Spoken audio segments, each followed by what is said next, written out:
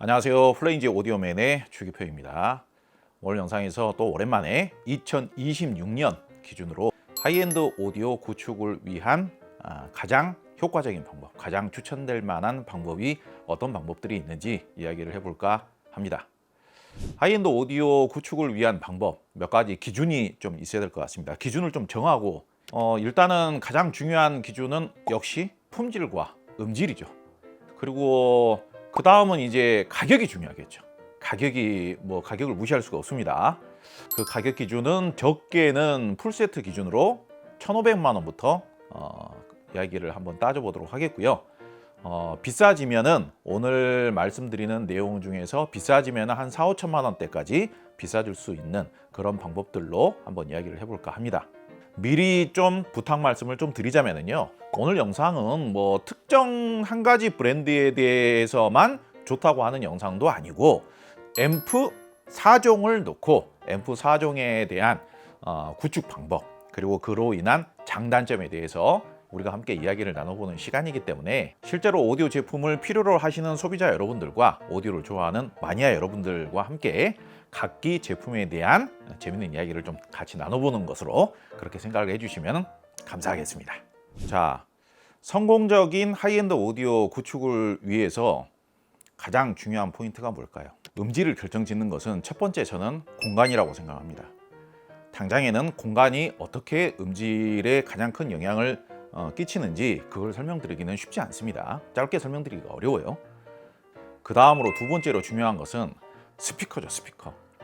전체 예산 내에서 내가 어느 정도 그레이드의 스피커, 어느 정도 그레이드의 진정한 하이엔드급 스피커를 사용할 수 있느냐, 하이엔드급 스피커를 내가 구입할 수 있느냐, 그걸 먼저 생각을 하세요. 예산이 1,500만 원이다.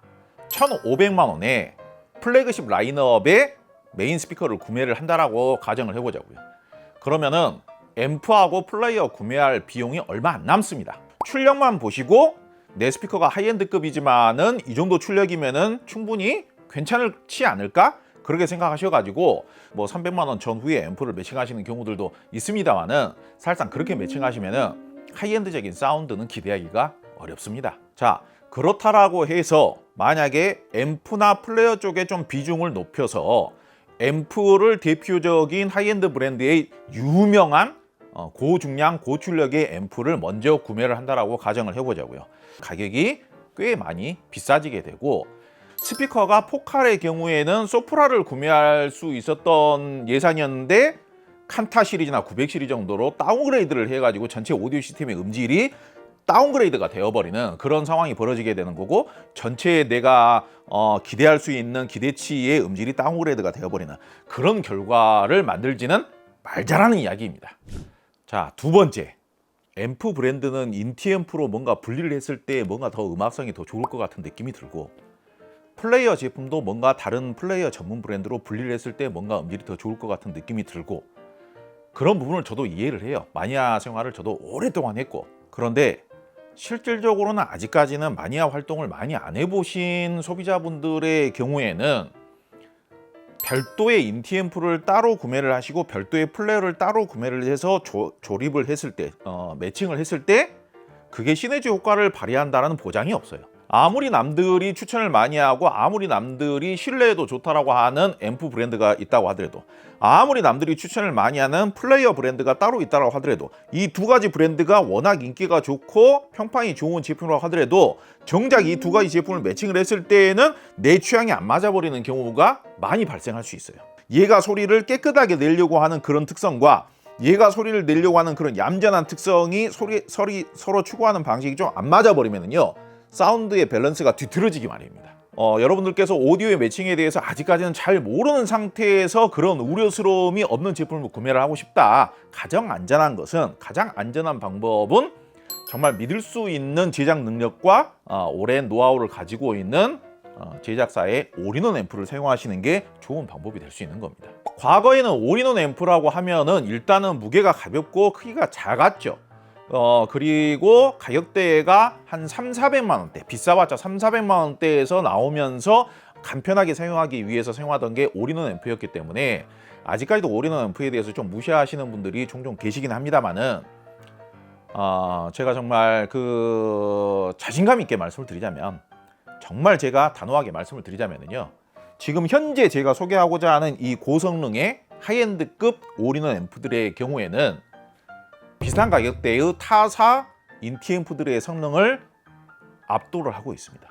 워낙 유명한 제작사들이죠. 전 세계적으로 보더라도 다 검증이 되고 인정을 받고 있고 오랜 역사를 가지고 있는 제작사들의 제품들이에요. 근데 이 제작사들이 앰프만 잘 만드는 게 아니라 소스 기기도 전 세계적으로 가장 잘 만든다라고 하는 회사들이에요. 그렇기 때문에 앰프와 플레이어를 매칭을 잘 못해서 밸런스가 이렇게 어그러지거나 그럴 염려가 거의 없는 것이죠. 자, 각 제품별 장단점을 설명을 해드리기 위해 있기 때문에 각 제품별 차이점에 대해서 한번 음질 차이점에 대해서 이야기를 해보도록 하겠습니다. 일단은 비슷한 가격대의 인티 앰프들하고 비교를 한다면 음질이 깨끗하기만 해도 거기에서 음질이 좋다라고 느끼시는 분들의 비율이 굉장히 높습니다. 그래서 사운드가 깨끗하다라는 것은 매우 중요한 특성이죠. 네임 오디오 노바 P2 동급의 그 어떤 인티 앰프보다도 훨씬 더 깨끗하고 섬세한 사운드를 내줍니다. D클래스 방식이면서 고출력 제품인데, D클래스 방식인데 어쩜 이렇게 사운드가 섬세할 수 있는가? 오히려 지금 여기 나와 있는 다른 제품들에 비해서 오히려 사운드가 더 섬세해요. 저음이 너무 무겁게 나와서 사운드가 너무 무거워지고 지저분해질 수 있는 그런 스피커들하고 매칭을 해도 소리를 정말 정갈하고 깨끗하게 뽑아주는, 정리정돈을 잘 해주면서 지저분한 느낌의 정돈을 잘 해주면서도 사운드를 너무 깨끗하고 섬세하게 표현을 해주는 줄 수 있는 그런 앰프가 바로 네임 오디오의 노바 P2입니다. 근데 이제 한 가지 아쉬운 점이라면은 사운드가 그렇게 중후하다라기보다는 좀 살짝 이제 뭐 쉽게 표현하자면 살짝 가볍고 얇은 느낌이 있을 수는 있어요. 그런데 왜 그런 특성으로 만들어졌느냐? 이 앰프가 출시가 만들어지게 된 목적 자체가 포칼의 상위 기종인 소프라 시리즈와 스칼라 유토피아를 한 대로 끝내기 위해서, 한 대로 완벽하게 좋은 음질을 만들어내기 위해서 그런 컨셉으로 만들어진 제품이에요. 그런데 소프라 2라든지 소프라 3 같은 경우는 저음을 더 묵직하게 나오게 하느냐, 저음을 더 양감을 많이 내게 하느냐, 그거는 걱정을 안 해도 되는 스피커예요. 기본적으로 스피커 특성 자체가 워낙 중저음은 묵직하게 응집력 있게 골격감 있게 내주기 때문에, 그래서 오히려 저는 소프라 시리즈의 매칭에 대해서 영상을 정말 국내에서 제일 많이 한 사람으로서 저음을 오히려 좀 덜어내줘야 된다, 그런 발언을 꽤 했었거든요. 그런데 소프라 시리즈에 어울리는 앰프라고 한다면은 저음의 양감을 더 늘려줄 필요는 없는 겁니다. 그래서 노바 P가 저음의 양감이나 저음의 중량감은 살짝 다른 앰프에 비해서 살짝 더 가볍게 느껴지는 그런 특성은 있습니다. 그런데 중고음의 깨끗한 느낌, 중고음의 이탈력, 중고음의 펼쳐짐, 중고음의 투명도, 그러면서도 일반적으로 그렇게 중고음이 깨끗하고 이미징이 뚜렷하고 입체감이 좋고 투명도가 좋다라고 하면은 중고음의 촉감이 약간 차가우면서 약간 얇을 수가 있는데, 네임 오디오 아닙니까? 영국을 대표하는 네임 오디오, 약간 따스하고 섬세한 사운드가 특징이죠. 그래서 그런 우수한 장점을 가지고 있으면서도 소리의 촉감 자체는 과도하게 차갑거나 과도하게 얇다거나 과도하게 자극적이지는 않은, 기본적으로는 어느 정도 섬세한 느낌이 있으면서도 촉촉한 그런 표현력을 갖추고 있는 앰프가 노바 P입니다. 자, 가격이 얼추 비슷하기 때문에 아캄 SA45하고 비교가 많이 될 수가 있어요. SA45를 물리는 순간 전체적인 에너지감과 구동력이 한결 더 뛰어난 듯한 느낌, 사운드가 좀 더 묵직하면서도 강력한 듯한 느낌이 금방 느껴집니다. 제가 과거에 아캄 SA45를 정말 극찬을 하면서 어떤 표현을 썼냐면요, 소리의 탄성감, 소리의 텐션감, 소리의 탄력감, 그리고 중저음을 이렇게 꽉 조여주는 듯한 느낌, 단품가 2천만 원짜리 앰프하고 비교를 하셔도 별로 꿀리지를 않는다. 지금 생각해도 이 제품이 출시되고 나서 정말 수도 없이 다른 제품들하고 또 비교를 하고 여러 가지 스피커를 매칭을 해보고 다른 앰프들하고 비교를 해봤습니다만은 여전히 2천만 원이 넘어가면서부터 아캄 SA45보다 그런 좀 타이트하게 조여주거나 강력한 느낌이 더 좋은 앰프들이 일부 나타난다, 그런 정도 느낌이에요. 그래서 지금 이 아캄 SA45보다 확실하게 음질이나 성능이 더 좋아지기 위해서는요, 하이엔드 오디오 시스템의 구축 비용이 2배가 넘게 듭니다. 그런데 그 2배가 넘게 비용을 쓰고도 무조건 확실하게 더 좋아진다거나 기능적으로도 더 편리하다거나 기능적으로도 더 좋은 기능이 있다라고 보장하기가 어려워요. 왜냐? 무엇보다도 이 D락 라이브 오토 세팅 기능이 압도적이죠. 근데 아직까지도 여전히 이 D락 오토 세팅 기능에 대한 어마어마한 가능성에 대해서 경험을 못 해보신 분들은 이해를 잘 못하세요. 어마어마하게 신비한 기능인데, 다만 오늘은 무조건 좋다는 이야기만 하는 게 아니라 단점에 대해서도, 아쉬울 수 있는 점에 대해서도 언급을 한다고 했기 때문에 아캄 SA45는 그러면 좀 단점이 될 수 있는 부분은 무엇이냐? 힘이 센 건 맞아요. 증폭 방식이 G클래스 방식이어서 힘이 굉장히 좋은 건 맞습니다. 굉장히 탱글탱글하고 스피커를 이렇게 꽉 조여주는 듯한 느낌, 이런 느낌이 참 좋은 건 맞는데, D락 오토 세팅을 안 하고 쓰신 분들의 경우에는 기본적인 사운드 자체가 그 섬세함의 느낌? 촉촉하면서 섬세한 그런 음악적인 느낌은 네임 노바 P가 좀 더 낫더라. 다른 브랜드가 좀 더 낫더라. 힘이 좋은 느낌이 우선적으로 좀 기본 세팅 상태에서는 나타나기 때문에 약간은 좀 사운드의 촉감 자체가 살짝 세게 느껴지는 경우가 있더라. 그게 단점이자 아쉬움일 수 있는 겁니다. 그리고 최근에 저희가 소개를 해서 굉장히 빅 히트를 한, 엄청난 이슈몰이를 한 오랜더의 전 세계 최고급 올인원 앰프, 오랜더의 AP20이 있습니다. 뭐 이 제품은 원래 가격이 2천만 원이 넘는 제품이라고 하더라도 특별히 트집 잡을 거리는 별로 없습니다. 그 정도로 물량 투입이 되었고 어마어마한 기술들이 많이 들어갔고요. 전 세계에 현존하는 올인원 앰프 중에 그 클럭이라는 부품이 있습니다. 클럭. 이 클럭이 OCXO급의 클럭이 들어간 올인원 앰프는 현재 이 오랜더 AP20이 유일합니다. 그리고 내부 사진을 보면은 정말 뭔가 진짜 빼곡하게 이렇게 꽉꽉 차 있죠. 심지어는 이 가운데가 나뉘어져 가지고 위아래로 거의 뭐 제품이, 다른 제품이 2개가 설계가 되어 있는 것처럼 물량 투입이 다른 브랜드의 거의 더블 이상으로 이렇게 물량 투입이 되어 있는 제품입니다.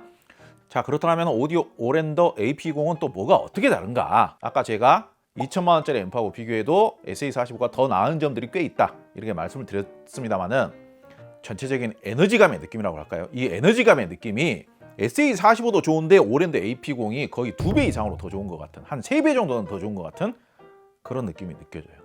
이 그 스피커를 정말 초저음까지 뚝 떨어뜨려 가지고 그거를 정말 쥐고 이렇게 흔드는 듯한, 땅에서 막 지진을 일으키는 듯한 단품의 올인원 제품인데, 오히려 막 모노블럭 파워 앰프로 매칭한 것 같은 그런 어마어마한 구동력을 발휘를 합니다. 모든 대역에 걸친 사운드의 탄탄한 느낌이라든지 정말 굵고 진한 듯한 느낌이 정말 탁월하게 다릅니다. 그래서 이런 정도의 정말 구동력이 좋고 힘이 뛰어난 앰프를 사용을 하시다가, 올인원 앰프를 사용하시다가, 야, 나도 이제 하이파이 오디오를 좀 더 진하게 해보려고 하는데, 깊이 있게 해보려고 하는데, 심도 있게 해보려고 하는데, 그러면 분리를 해야 되지 않겠어? 그러면은요, 비슷한 가격대에서는 더 만족할 수 있는 제품을 찾을 수가 없어요. 실제로 제가 추천을 드려서 이 2가지 제품을 쓰고 계시는 분들 중에 돈이 없으신 게 아니라, 뭐 관심이 없으신 게 아니라, 업그레이드를 하기 싫으신 게 아니라, 업그레이드를 너무 하고 싶으신데, 한 분은 힘이 좋은 모노블럭 파워앰프 정도 되어야 업그레이드가 될 것 같다.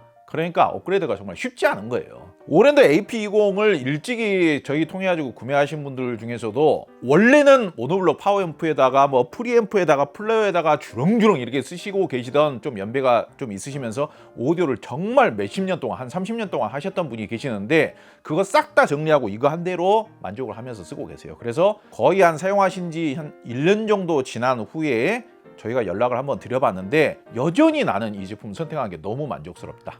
그런데 다만 오늘 저희는 이제 단점이나 아쉬운 부분, 주의할 점에 대해서도 말씀을 드리기로 했죠. 그런 부분을 말씀을 드리기로 했는데, 에이징이 안 된 상태, 특히 에이징이 안 된 상태에서 제품을 처음 구매하셔가지고 딱 틀 때는 사운드가 좀 뻣뻣합니다. 그리고 에이징이 좀 됐다고 하더라도 힘이 워낙 뛰어나다 보니까, 아까 제가 말씀드렸던 네임 노바 P에서 느낄 수 있는 그런 촉촉함과 섬세함, 이 촉촉함과 섬세함을 느끼기 위해서는 힘을 좀 빼줘야 돼요.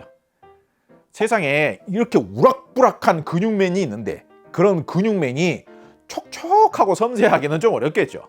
그런데 다만 내부 디지털 필터를 슬로우 모드로 좀 바꿔서, 슬로우 모드가 2개인가 3개인가 있어요.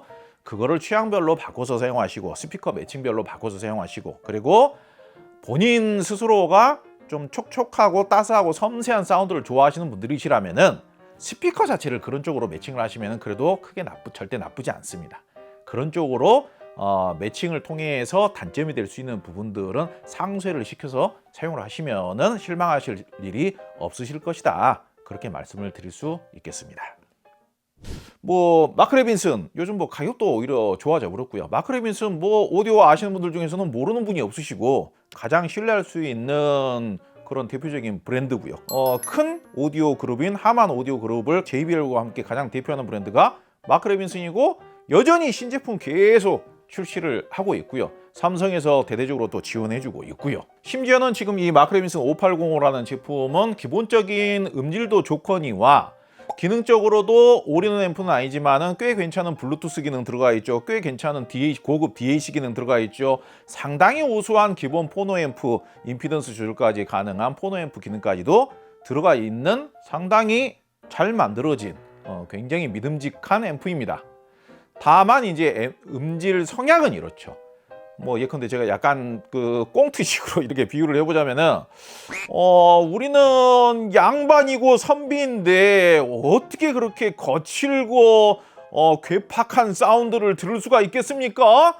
라고 하는 게 이 마크 레빈슨의 성향이에요. 마크 레빈슨의 최대 장점은 저는 개인적으로는 그렇습니다.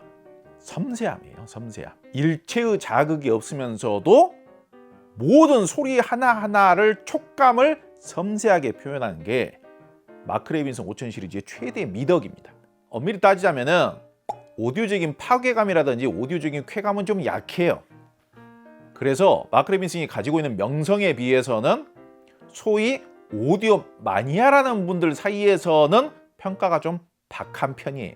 그런데 제가 마크 레빈슨을 이렇게 오랫동안 추천을 하면서 겪어온 것인데, 마니아성이 좀 강하지 않으신 분들, 클래식 재즈 위주로 좀 많이 들으시는 분들, 뭐 보컬 음악 같은 경우에도 발라드 음악, 뭐 블루스 음악, 뭐 포크 음악 이런 쪽 위주로 많이 들으시는 분들 굉장히 만족하시면서 쓰시는 경우들을 많이 보고 있어요. 그리고 바꿈질도 의외로 한번 구매하시면 오히려 바꿈질도 별로 안 하시고 굉장히 만족한다, 그런 이야기들 저는 많이 들어왔습니다.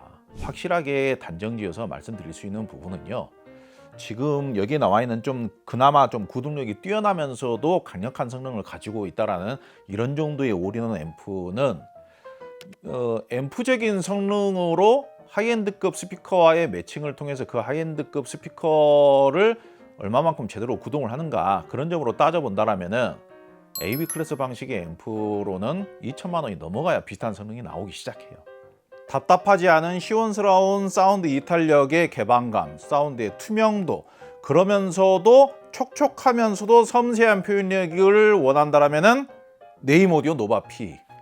그거하고는 다르게 묵직한 바디감과 밀도감, 골격감의 강력한 파워감까지 갖추고 있으면서도 D락 라이브 오토 세팅이라는 만능 기능을 갖추고 있는 제품을 원한다면 아캄 SA45. 어마어마하게 무겁고 큰 대형급 하이엔드 스피커까지도 정말 힘 좋게 구동을 해주면서도, 그러면서도 모든 대역이 힘있게 표현되는, 웅장하면서도 힘있게 표현되는 그런 느낌을 누리고 싶다라면 오랜더 AP20. 아니야, 나는 단점이 없는 모든 장르에 다 잘 어울리는 음색 성향이어야 되는데 나는 유명한 제품을 비교적이면 좀 합리적인 가격에 사고 싶다, 그런 제품을 원하신다면 마크 레빈슨을 선택하시면 되겠습니다. 자, 오늘은 저희가 생각을 했을 때 전체 예산 1,500만 원에서 사실 진짜 입문이라고 생각했을 때에는 2,500만 원 미만, 그런 정도 선에서 최고의 하이엔드 오디오 시스템을 구축하는 방법에 대해서 고민한 결과, 제가 생각했을 때는 이런 정도의 제품을 기준으로 해서 스피커를 잘 매칭을 하시면은 최상의 하이엔드 시스템이 구축이 된다. 저는 그 점에 대해서 정말 믿어 의심치 않습니다. 여기에서 별도로 앰프를 분리를 하고 플레이어를 분리하는 순간 여러분들의 고난이 시작이 될 겁니다. 절대로 앰프나 플레이어에 먼저 투자하시고 스피커를 예산에 맞추느라고 한 단계 더 낮은 스피커로 선택하지 마시기 바랍니다. 그건 정말 최악의 선택입니다. 별하별 인티앰프들하고 같이 비교를 하더라도 현재 비슷한 가격 내에서 지금 이 올인원 앰프들보다 더 우수한 성능을 내줄 수 있는 인티앰프라는 게 정말 찾기 어렵습니다. 오늘은 이런 정도로 안내를 하고요. 후속 영상으로 제가 오늘 말씀드린 부분에 대해서 여러분들께서 직접 또 체감을 하시고 검증이 되도록 또 준비를 하도록 하겠습니다. 그리고 8월 달에 이 제품들을 통해서 세트 구매를 하시는 분들, 그리고 뭐 사용 후기를 작성해 주시는 분들에게 특별 사은품을 또 제공을 하도록 하겠습니다. 자세한 사항들은 요 아래 더보기 혹은 고정 댓글에 링크를 참조를 해주시고 문의를 해주시면 자세하게 안내를 해드리도록 하겠습니다. 오늘 영상도 긴 영상 봐주셔서 대단히 감사합니다.